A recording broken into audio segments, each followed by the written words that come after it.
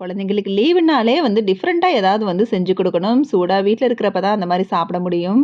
So நான் உங்களுக்கு புடிச்ச மாதிரி ஏதாவது ஒரு ஐட்டங்கள் பண்ணி குடுக்கலாம் அப்படிங்கிற மாரி இன்னைக்கு ஃப்ரை ரெசிபி தான். அதாவது பன்னீர் ஃப்ரை. இத பன்னீர் பாப்கார்ன் சொல்லலாம், பன்னீர் ஃப்ரைன்னு சொல்லலாம். நம்மளுக்கு தேவையான சைஸ்ல பன்னீர சாப் பண்ணிட்டு, மசாலுமே சிம்பிளா ரெடி பண்ணிறலாம்.